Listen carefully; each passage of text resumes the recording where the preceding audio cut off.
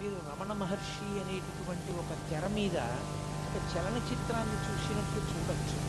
స్వార్థ స్వభావం ఉండేటటువంటి వ్యక్తులు ఎంత పవిత్ర జీవనం గడిపే వారి యొక్క జీవితంతో కూడా వ్యాపారం చేస్తారు. ఆ విరూపాక్ష గుహలో ఒక మహానుభావుడు పరమేశ్వరుడి గురించి తపస్సు చేసి ఈశ్వరానుగ్రహంతో బూది కుప్పగా మిగిలిపోయాడు. ఆ విరూపాక్ష గుహని కోర్టులో కేసు నడిచింది. ఆఖరికి ఒక మఠం నెగ్గింది. దాని ఏజెంట్ ఒకరిని నియమించారు ఆ గుహని చూడమని. ఇదో ఎవరైనా విరూపాక్ష గుహ చూశారో లేదో నాకు తెలియదు. ఆ గుహకి ఒక ప్రత్యేకత ఉంది. అరుణాచల పర్వతం నుంచి గాలి వీసినప్పుడు ఆ గుహలోకి గాలి ప్రవేశిస్తే ఓంకారం వినపడుతుంది. చాలా గొప్ప గుహ ఆ అరుణాచలంలో. అటువంటి గుహలో రమణ మహర్షి కూర్చొని తపస్సు చేసుకుంటూ ఉండేవారు. తపస్సు అన్న మాటకి నేను మీతో ఒకటికి 10 మాటలు చెప్పాను. ఆయన బ్రహ్మానందానుభవమే తప్ప తపస్సు అని అనడానికి ఏం లేదు. కాబట్టి ఆయన ఆ గుహలో ఉంటూ ఉండేవారు. చాలామంది కొండ ఎక్కి గుహలో ఉన్న రమణుల దర్శనానికి వస్తుండేవారు. ఇతను విధిగా ఏం చేశాడంటే అది విరూపాక్ష గుహ చూడడానికి వస్తున్నారు అని పేరు పెట్టి టికెట్ పెట్టి డబ్బు వసూలు చేసుకోవడం అనేది. చాలామంది పాపం రమణ మహర్షిని చూడాలనుకున్న వారు డబ్బు కట్టి లోపలికి వెళ్ళి చూసి వస్తుండేవారు. ఇతనంతా ఏమని ప్రచారం చేశాడంటే లోపల కూర్చున్న రమణుల గొప్ప కాదు, విరూపాక్ష గుహ గొప్ప, గుహ చూడడానికి వస్తున్నారని. ఇది భగవానికి తెలిసి ఆయన మెల్లిగా దాని నుంచి దిగిపోయి వేరే ఎదురుగుండా ఉన్నటువంటి మామిడి చెట్టు గుహనో గుహ ఆ చెట్టు తొర్ర ఉన్న గుహలోకి వెళ్ళిపోయినా ఇతను ఏం చేశాడంటే రోడ్డు కింద మార్గంలో కాపు కాసి వెళ్ళేటటువంటి వాళ్ళందరి దగ్గర అక్కడే వసూలు చేసేసుకుంటూ ఉండేవాడు డబ్బు. అదే నిష్కారణంగా నా కోసం వస్తున్న వాళ్ళందరూ ఇంత ఇబ్బంది పడి డబ్బు కట్టవలసి వస్తోందని అక్కడి నుంచి బయలుదేరి భగవాన్ కిందకి వెళ్ళిపోయి కొండ పానంలో ఉండేటటువంటి అరుణగిరినాథర్ దేవాలయంలో కొంతకాలం ఉన్నారు. ఎంత విచిత్రంగా ఉంటుందంటే ప్రపంచం. ఆ తర్వాత ఏదో తప్పు తెలుసుకున్నాడు, పొరపాటు అయిపోయిందన్నాడు, విరూపాక్ష గుహలోనే ఉండమన్నాడు. మళ్ళీ రమణ మహర్షి విరూపాక్ష గుహలోకే వెళ్ళారు. ఒంటి మీద ఉన్న బట్ట మారిస్తేనో బట్ట రంగు మారిస్తేనో లోపల ఉన్న బుద్ధులు ఎక్కడికి పోతాయి? బట్ట మారిస్తే బుద్ధి పోతుందా? బట్ట రంగు మారితే బుద్ధి పోతుందా? సన్యాసులమని పేరు చెప్పుకొని కాషాయం కట్టుకుని తిరిగేటటువంటి ప్రబుద్ధులు కొందరు అరుణాచల పర్వతం మీద ఉండేవారు ఆ రోజుల్లో. వాళ్ళకి రమణ మహర్షి మీద అపారమైనటువంటి కక్ష. ఎందుకని అంటే ఆయన వచ్చిన తరువాత అందరూ ఆయన దర్శనానికి వెళుతున్నారు అని. అందులో జటాస్వామి అని ఒక స్వామి ఉండేవాడు. ఆయన ఎవరైనా అరుణాచల పర్వతంలో ఏదైనా గుహలో ప్రవేశించి తపస్సు చేద్దామంటే ఆయన పైనుంచి ఎవరికీ కనపడకుండా రాళ్ళు దొల్లిస్తుండేవాడు పెద్ద పెద్దవి. అది చూసి బాబు ఇక్కడ ఈ కొండలో భూకంపాలు వస్తాయిలా ఉంది, ఇలా శిలలు దొల్లుతాయిలా ఉంది, ఎక్కడో మనం చూసుకోకపోతే వచ్చి నెత్తి మీద పడుతుందని కొండ దిగి వెళ్ళిపోయేవారు. ఎవరు కొండ మీద ఉండేవారు కాదు, ఆయన ఒక్కడే ఉండేవాడు. ఆయన ఒక సన్యాసి, ఆయన పేరు జటాస్వామి. ఎందుకు ఆయనకి ఆ పని అంటే దానికి అర్థం లేదు. అదొక స్వార్థం. అరుణాచల పర్వతం మీద తాను తప్ప ఎవరూ ఉండకూడదు. ఒకసారి రమణ మహర్షి రాళ్ళు ఎక్కడి నుంచి పడుతున్నాయో గమనించి అతని ఊహకు అందడానికి వీలు లేకుండా వేరొక వైపు నుంచి కొండ ఎక్కి అతను రాళ్ళు దొల్లిస్తుంటే పట్టుకుంటే రాళ్ళు దొల్లిస్తున్నవాడు రమణ మహర్షిని చూసి సిగ్గుపడాలి. అతను సిగ్గుపడలేదు. అరగంట సేపు నవ్వి పెద్ద వికటాట్టహాసం చేసి వెళ్ళిపోయాడు. కానీ మీరు ఒక్క విషయం గమనిస్తున్నారు, రమణులు ఉదాసులు. ఆయన పక్కన మీకు ఇటువంటి వ్యక్తులందరూ కనపడుతూ ఉంటారు. ఆయనకి దేనితో సంబంధం లేదు. వీడు ఇటువంటి వాడు, వాడు అటువంటి వాడు అన్న మాట ఆయన ఏమంటారు. ఆయన ఎప్పుడైనా ఎవరికైనా చెప్తే అసలు నోరు విప్పి చెప్తే ఒక్క మంచి మాట, ఇలా ఎందుకు చేస్తావు తప్పు కదూ, దానికి అరగంట నవ్వాడు అతను. నిజంగా ఆ మాట ఆయన అన్నందుకు చెయ్యి పట్టుకున్నందుకు మార్పు రావాలి. రాలేదు సరికదా, అరగంట సేపు నవ్వి కొండ దిగి వెళ్ళిపోయాడు. ఎంత విచిత్రమైనటువంటి వ్యక్తులు ప్రపంచంలో ఉంటారో. ఆయన నా కోసం ఇంతమంది వస్తారని కానీ, నేను విరూపాక్ష గుహలో తపస్సు చేస్తున్నానని కానీ, నేను బ్రహ్మానందం అనుభవించేవాడిని కానీ, నేను వీడిని పట్టుకున్నానని కానీ, వీడి గురించి 10 మందికి చెప్దామని కానీ ఆయనకి ఏమీ ఉండదు. ఎప్పుడు నిస్సంగంగా, దేనితో సంబంధం లేకుండా ఆయన ఈ లోకాన్నంతటినీ కూడా ఏదో ఒక సినిమా చూసేటువంటి వ్యక్తి ఎలా చూస్తారో అలా ఉంటుంది. ఆయన అనుభవం అంతా ఆత్మతో. ఇవన్నీ గుణసంగము వలన ఇలా ప్రవర్తిస్తూ ఉంటారు అన్నట్లుగా చూస్తుండేవారంతే. అందుకే పరమ ఉదాసు. ఒక వేదాంతికి ఆత్మని అనుభవించినటువంటి మహాపురుషులకు ఉండేటటువంటి ఆ ఉదాసీనత ఏది ఉంటుందో దాని రాశీభూతమే రమణ మహర్షి. అందుకే ఆయన దేనికి విచలితుడవడం కానీ, ప్రతిస్పందించడం కానీ, దాన్ని బట్టి ఆయన మనసు వ్యగ్రత పొందడం కానీ, లేకపోతే ప్రసన్నం అవ్వడం కానీ, హావభావాలు మారడం కానీ, మాటలో వ్యగ్రత కానీ, మాటలో భయం కానీ ఏమీ ఉండేవారు. ఎప్పుడూ ఒక్కలాగే ఉండేవారు. కానీ రకరకాల వ్యక్తులు మాత్రం ఆయనని గౌరవించిన వాళ్ళు ఉన్నారు, పూజించిన వాళ్ళు ఉన్నారు, నమస్కరించిన వాళ్ళు ఉన్నారు, మాట్లాడిన వాళ్ళు ఉన్నారు, పుస్తకాలు రాసిన వాళ్ళు ఉన్నారు, వాదన చేద్దామని వచ్చిన వాళ్ళు ఉన్నారు, ఆయన్ని తప్పు పట్టుకోవాలనుకున్న వాళ్ళు ఉన్నారు, ఆయన్ని గౌరవించాలనుకున్న వాళ్ళు ఉన్నారు, ఆయన పనికి మాలిన వాళ్ళని నిరూపించాలని ప్రయత్నం చేసిన ధూర్తులు కూడా. ఆయన మాత్రం పరమ ఉదాసుడు. ఏవి ఆయన మనసులో నెట్టవు, నిర్లిప్తంగా ఉంటాడు. ఎప్పుడూ ఎవ్వరి మీద ఎక్కడ ఏ చాడీ చెప్పరు. చిత్రం ఏంటంటే అంతటి మహానుభావుడు ఆ గుహలో కూర్చుని ఉండగా బాలానంద స్వామి అని ఒక ఆయన బయలుదేరాడు అరుణాచల పర్వతం. ఆయన కొండ ఎక్కి వచ్చే వాళ్ళందరితో మాట చెప్తుండేవాడు. ఆయనకి ఆ విరూపాక్ష గుహలో ఉన్న ఆయనకి నేనే ఉపదేశం చేశాను, నేనే శక్తి ఇచ్చి ఆ స్థాయికి తీసుకొచ్చాను, నా శిష్యుడే అంటుండేవారు. ఆయన ఎలాగో మాట్లాడుతున్నా అందరూ తీసుకొచ్చి అక్కడ పలహారాలు పెడితే ఆయన్ని తినమని రమణుల్ని ఇతను తీసుకొచ్చి ఏదో కొంచెం పలహారం అక్కడ పెట్టి, నాన్న చాలా అలిసిపోయావు, కొంచెం తిను, ఇలా అయితే సాధన ఎలా నడుస్తుంది, తినాలి అంటుండేవాడు. అందరూ వెళ్ళిపోయిన తర్వాత వీలైతే ఇవన్నీ మూట కట్టేసుకొని, నీ సొమ్ము ఏం పోయింది, నువ్వు ఎలాగో మాట్లాడవు కదా, నీకు గురువునని చెప్పుకుంటున్నాను, నాకు తోచింది సంపాదించుకుంటున్నాను, నువ్వు అలా కూర్చో, మాట్లాడదు, ఏమీ అనద్దు. ఆయన మీ గురువు అన్నా మాట్లాడద్దు, నువ్వు ఆయన శిష్యుడు అన్నా మాట్లాడద్దు, అలా ఉంటుండు, నేను డబ్బు సంపాదించుకుంటాను. అతను ఎవరు? ఎందుకు అతనికి డబ్బు సంపాదన? లోకంలో ఎంత చిత్ర విచిత్రమైనటువంటి మనస్తత్వాలు ఉన్న వాళ్ళందరూ ఆ కొండ మీదకి చేరారు. వీళ్ళందరూ అన్నీ విడిచిపెట్టిన వాళ్ళలా కనపడ్డవాళ్ళే. కానీ అసలు నిజంగా అన్నీ విడిచిపెట్టినటువంటి నిస్సంగి, అన్నీ విడిచిపెట్టిన వారు, మనసులో దేనితో సంగము లేనివారు. నువ్వు ఇలా ఎందుకు ప్రవర్తిస్తావు? అది తన దగ్గరికి వచ్చిన వాళ్ళతో ఈయన నాకు గురువు కాడు, ఈయన అలా మాట్లాడుతున్నాడు, తప్పు, అన్నీ ఉత్తిది అని చెప్పడం కానీ ఏమీ లేదు. పోనీ ఆయన చెప్పినప్పుడు ముఖంలో మార్పు, ఆయన వచ్చి అలా నటిస్తున్నప్పుడు అలా చూస్తూ ఉంటారు, ఏమీ మార్పు. అది ఎలా ఉంటుందంటే అది ఒక రకమైనటువంటి మనోభావన, అదొక గుణసంగం చేత ఏర్పడిన స్థితి. ఆయన మనం సినిమా చూసినట్టు చూస్తారు. అంటే మీకు ఇది అలా ఎలా ఉంటుందంటే అని అనుమానం రావచ్చు. నేను ఒకే ఒక్క ఉదాహరణ చెప్పగలనంటే, మనం సినిమాకి వెళ్ళామనుకోండి, 50 రూపాయలు పెట్టి టికెట్ కొనుక్కోండి, మన కళ్ళెదురకుండానే కథానాయకుడిని ప్రతినాయకుడు వచ్చి కత్తి పెట్టి పొడిచేస్తాడు గుండెల్లో. ఓహో నెత్తురు ధార కింద కాలిపోతూ ఉంటుంది, కింద పడి తన్నుకుంటూ ఉంటాడు. వచ్చిన వాళ్ళందరూ కర్రలతో కొట్టేసి ఆయన స్పృహ తప్పి పడిపోయి దెబ్బలు తగిలి నెత్తురు ఓడిపోతుంటే వాళ్ళు వెళ్ళిపోతారు. ఆయన చచ్చిపోయినట్టే పడుంటాడు. గుండెలు నలిపేసినట్టు ఎంత బాధగా ఉంటుంది, ఎంత క్రూరంగా అలా కొట్టేశారు, అలా పొడిచేశారు, అంత కత్తులతో పొడిచేసి, అంత కర్రలతో కొట్టేసి మన ఎదురుగుండానే అంత అన్యాయం జరుగుతుంటే సినిమా హాలు మొత్తం మీద ఏ ఒక్కడైనా లేచి వెళ్ళి పోలీస్ స్టేషన్లో కంప్లైంట్ ఇస్తారా? అయ్యా అంత అన్యాయంగా పొడిచేశారండి, నేనే సాక్ష్యం చూశాను కళ్ళతో, గుర్తుపట్టగలను వాళ్ళు ఎవరో, పొడిచేశారు వాళ్ళు అని చెప్తాడా? చెప్పడం. ఎందుకు చెప్పడం? అదంతా నటనరా, అది సత్యం కాదు, వాళ్ళందరూ స్నేహితులే, అది నటన. అంత బాగా వాళ్ళు నటించారని మనకి తెలుసు కాబట్టి భావోద్రేకానికి లోనైనా మనం దాని వలన భయాన్ని పొందినా మనం పోలీస్ స్టేషన్లో ఏం వెళ్ళి కంప్లైంట్ చెయ్యం. రమణులు ఒక జ్ఞానిగా అయిన స్థితి అలాగే ఉంటుంది. ఇదంతా గుణసంగము వలన ఇలా ప్రవర్తిస్తుంటాడు.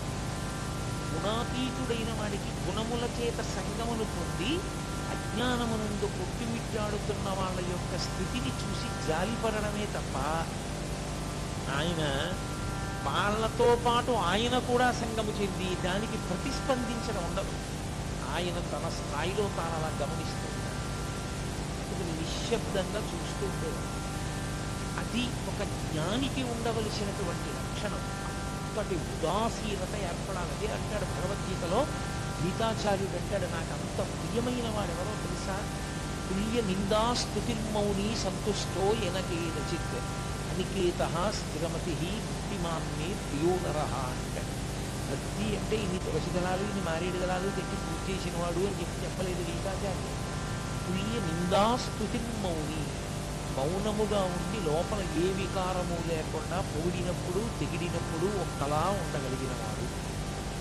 ఈ బాలానంద స్వామి విరూపాక్ష గుహలో చేరి నానా అల్లరి మొదలుపెట్టాడు. వచ్చిన వాళ్ళందరినీ దబాయించడం. ఆయన మాట్లాడరు కదా అని తనకి లొంగిపోయినవాడు, తనకి వశుడైపోయినవాడు, తనంటే భయపడిపోతున్నాడని ఆయన అనుకున్నాడు తప్ప ఆయన ఏ విధమైన ప్రతిస్పందన ఆయన ఎందు లేదు. ఆయన కేవలము మౌనంలో తనలో తాను రమిస్తూ ఉన్నటువంటి వ్యక్తి అన్న ఆయన స్థాయిని అర్థం చేసుకోలేక ఎంత దుర్మార్గమైన స్థితికి వెళ్ళిపోయాడంటే, మహాత్ముల జీవితాలు పువ్వులు పరిచినటువంటి పక్కలు కావు. ఎన్ని కష్టాలు పడ్డారు. రమణులు అరుణాచలంలో తపస్సు చేసుకుంటుంటే ఆయన వెనక్కి వచ్చి ఒక వ్యక్తి మలమూత్ర విసర్జన చేసి వెళ్ళిపోయాడు. ఏం చేస్తాడో చూద్దాం. అతను విసర్జించిన మూత్రం ఆయన పిరుగుల కింద నుంచి కారిపోయింది. అయినా ఆయన ఎప్పుడు ఎవ్వరిని ఏమీ అనలేదు. అదొక అజ్ఞాన స్థితి. అమ్మ బిడ్డల వంక ఎలా చూస్తుందో వాడు తెలియని పని చేస్తే ఆయన అంతే అలాగే చూసేవాడు. ఆయనలోంచి కోపం కానీ ప్రతీకార భావన కానీ గురికెళ్తావు. అతను సాక్షాత్ రమణులు ఉన్నటువంటి అంత పవిత్రమైన విరూపాక్ష గుహలో ఒక రాత్రి మూత్ర విసర్జన చేస్తే పళనిస్వామి అని ఉండేవారు. ఎప్పుడూ రమణులకు సేవ చేయడమే. ఆయన జీవితానికి ఇంకో ప్రయోజనం లేదు. రమణ మహర్షికి సేవ చేయడం అంటే ఏ వ్యక్తికి ఏ అదృష్టం పడుతుందో తెలియదు. ఒకడు స్వామి అయ్యుండి, స్వామి అంటే తాను సన్యాసి అయ్యుండి రమణుల పట్ల అలా ప్రవర్తించాడు. ఒకడు ఆయన పట్ల అంత గౌరవభావంతో ఎనలేని సేవ చేసేవాడు. అతను అరుణాచలం వెళ్ళి ఆ తిరువణ్ణామలై ఊళ్ళో భిక్షాటనం చేసి తీసుకొచ్చి రమణ మహర్షికి పెట్టేవాడు. అప్పుడప్పుడు రమణ మహర్షి కూడా భిక్షాటన చేసేవారు. ఊళ్ళో భిక్షాటన చేసి వచ్చి అది ఏ పదార్థము అని అనవసరం. ఆ పదార్థం చేతిలో పడగానే నవ్వుకుంటూ దాన్ని నడుస్తూ తినేవాడు. నడుస్తూ తినేసి కొండ మీదకి వచ్చి బండ మీద వెళ్ళకిలా పడుతుంది. జ్ఞాని యొక్క స్థితిని లెక్క పెట్టడం చాలా కష్టం. అలా ఎందుకుంటారండి, అలా ఎలా ఉంటారండి అని మీకు అనుమానం రావచ్చు. నేను ఒక్క విషయం కొన్నింటి ఉపమానాలు కొన్నే చెప్పగలం. ఆ స్థాయిని యథార్థంగా చిత్రీకరించి చూపించడం చాలా కష్టం, ఎవరికి సాధ్యం కాదు. ఎందుకంటే అది వాక్కులకు అందేటటువంటి విషయం కాదు. ప్రధానంగా ఆత్మ వాక్కుకు అందదు. ఆత్మస్థితి ఎందున్న యోగి కూడా వాక్కుకు అందదు. కానీ దాన్ని ఒక ఉదాహరణ చేత కొంత చెప్పే ప్రయత్నం చేయడం మాత్రమే చేయవలసి ఉంటుంది. మీరు చూడండి, ఆయన నిలబడి నడుస్తూ కొద్దిగా అన్నం తినేసి వెళ్ళిపోయారు. కొందరు నింద చేసేవారు, కొందరు పని చేసుకోకూడదా ఏదైనా అనేవారు, కొందరు మహానుభావుడు అందుకోవడం. అన్నిటికీ ఒకటే చెప్పు, ఆయనలో ఏ ప్రతిస్పందన ఉండేది. అలాగే నడిచి వెళ్ళిపోతూ ఉండేవారు, అలాగే కాస్త అన్నం తినేసేవారు, అలాగే ఉండేవారు, అలాగే కొండ మీదకి వెళ్ళిపోయేవారు. అది ఎలా ఉంటుంది అంటే, మీరు ఒక పసిపిల్లవాడిని పట్టుకుని వెళ్ళి వాడిని తిట్టండి, వాడు నవ్వుతాడు. వాడిని మీరు కొట్టండి, వాడికి బాధ కలిగిందని వాడు ఏడుస్తాడు. లేదా మీరు వాడిని పొగడండి, వాడు నవ్వుతాడు. వాడిని నింద చేసినా, మీరు నింద చేస్తూ మాట్లాడుతున్నా వాడు నవ్వుతూనే ఉంటాడు. వాడిని మీరు పొగుడుతున్నా వాడు నవ్వుతూనే ఉంటాడు. వాడికి మీరు నిందిస్తున్నారని ప్రతిస్పందన ఉండదు, మీరు పొగుడుతున్నారని ప్రతిస్పందన ఉండదు. ఆ నింద కానీ పొగట్ట కానీ వాడి మనసు పుచ్చుకుంటే కదా అప్పటికి చేతకాని తనం. ఇంకా కానీ ఆయనది చేతనైన తనం అయ్యుండి పుచ్చుకోదు, మనసు పుచ్చుకోదు. కనుక ఆయన ఒక నవ్వు నవ్వేస్తారు. పాపం అమాయకం. ఇక మరి భిక్షకెందుకు వెళ్ళడం అంటే, ఈ శరీరానికి ఓ వ్యాధి వచ్చిందనుకోండి, ఈ మోకాలు నిప్పెడుతోందనుకోండి, ఈ మోకాలు నిప్పెడితే ఏమంటే ఈ మోకాలు ఏమిటో చాలా నిప్పెడుతోంది, కూర్చోలేకపోతున్నాను, పూర్వంలో ఉపన్యాసానికి చాలా బాధ పెడుతోంది ఇది అని ఓ డాక్టర్ దగ్గరికి వెళ్ళాను అనుకోండి. ఆ డాక్టర్ గారు ఏదో నాకు ఔషధిని ఇచ్చి ఇది తాగవయా అన్నారు. ఆ ఔషధం చాలా చేదుగా ఉంది, అది ఓ మూట వేసుకుంటున్నాను. ఏదో ట్యాబ్లెట్ ఇచ్చి చప్పరించాను, అది చాలా తీయగా ఉంది. ట్యాబ్లెట్ చాలా తీయగా ఉంది కదా అని రోజుకి ఒకటి చప్పరించమంటే 10 చప్పరిస్తానా? ఒక్కటి చప్పరించమన్నాడు, ఒకటే చప్పరిస్తాను. ఇంకొక ఔషధం చేదుగా ఉంది, బా తాగడానికి అసహ్యంగా ఉంది, కానీ మానేస్తానా? తాగుతాను. జ్ఞాని దృష్టిలో ఆకలి ఈ శరీరానికి ఒక రోగం. మందు వేసుకునేటప్పుడు మందుకి రుచి ఎలా చూడరో, ఈ శరీరానికి ఒక వ్యాధి ఆకలి. ఈ ఆకలి తీరడానికి, జబ్బు తగ్గడానికి ఔషధం పడేసినట్టు ఆకలి అన్న వ్యాధి తీరడానికి పదార్థం పడేసి, అందుకే పిచ్చిది. ఎందుకని అంటే మనమైతే ఏం చేస్తామంటే రుచి కొరకు తింటాం. అన్నం కాస్త పప్పు కూర్చొని నెయ్యి అదంతా కలుపుకుని ఎంతో శుభ్రంగా కాస్త నంచుకుని మనం తింటాం. ఆయనకి అలా ఉండదు. ఆయన చేతిలో ఏది పడి మినప్పొట్టు కొంచెం పడేసిందో తల్లి తినేశాడు. నాకు తెలిసి ఒక మహానుభావుడు, ఆయనకి ఒక ఆవిడ పిలిచి ఏం చేస్తారో చూద్దామని క్యాబేజీ తుక్కు పెట్టింది. ఆయన చక్కగా తుక్కు తిని మంచినీళ్ళు తాగేసి ఈశ్వరార్పణ. జ్ఞానులు అలా ఉంటారు, వాళ్ళకి రుచితో సంబంధం ఉండదు. దీనికి ఆకలేసింది, దీనికి వ్యాధి పుట్టింది, మందేశావు. దీనికి ఆకలన్న వ్యాధి పుట్టింది, కాస్త అన్నం పడేస్తారు. అన్నం కాదు, భవతి భిక్షాందేహి అన్నప్పుడు చేతిలో ఏం పడిందో అది పడేస్తారు. మరి దానివల్ల ఏమంటే ఇది ఏమైనా అయిపోదా? అయిపోకుండా ఉండడం ఉంటుందా అసలు? పోనీ దీనికి నువ్వు ఏది పెట్టాలో అదే పెడుతూ జాగ్రత్త తీసుకుంటే ఉంటుందా? సత్యం ఆత్మ, ఇది అసత్యం వెళ్ళిపోతుంది, కానీ వెళ్ళిపోయే వరకు పాడు చేయకూడదు. అంటే దానికి జబ్బు వస్తే మనం తెలుసు.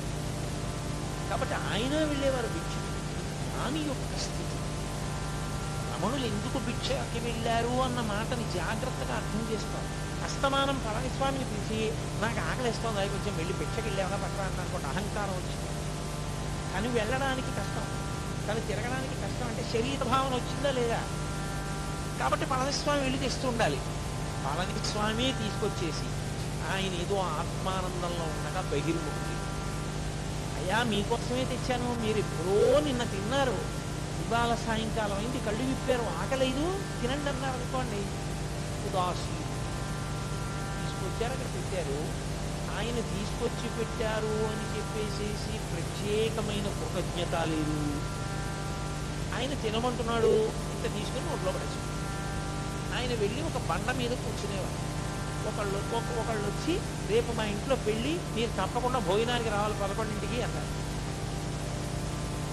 అలా చూసి వాళ్ళు ఒప్పుకున్నారనుకుని ఆయన అలాగే ఉన్నారు బండ మీద, ఆయన దిగలేదు. మర్నాడు ఏమిటి ఇంకా రాలేదు బ్రాహ్మణ స్వామి అంటుండేవారు. ఇంకా రాలేదని చెప్పి కొండెక్కారు. కొండకి రా, భోజనానికి తీసుకెళ్ళి నీకు అన్నం పెడతాను రా అన్నారు. ఆయన అలాగే పుచ్చుకోదు మనసు. మీరు అది పట్టుకోవాల్సిన విషయం. మనసు పుచ్చుకుంటే ప్రతిస్పందన, మనసు పుచ్చుకోలేదనుకోండి స్పందన ఉండదు. ఎలా చెప్పాలని ఇంత బాగా అర్థమయ్యేటట్టు చెప్పాలంటే, ఇప్పుడు నేను ఇలా కూర్చుని ఉండగా మీరు వచ్చి నన్ను ధూర్తతనంతో ఏదైనా అనకూడని మాట అన్నారనుకోండి, నేను వెంటనే మీకు బుద్ధుందా లేదా, నేను ఎప్పుడైనా చేశానా అలాంటి పని, ఎందుకు అలా నింద చేస్తున్నారు అన్నాను అనుకోండి, ప్రతిస్పందించాను. నేను నిద్రపోతున్నప్పుడు మీరు వచ్చి నన్ను ధూర్తతనంతో మాట్లాడారనుకోండి, నేను ఏమైనా అంటానా? అప్పుడు నా మనసు లేదు, ఆత్మలో లయమైపోయింది. మనసు పుచ్చుకోదు.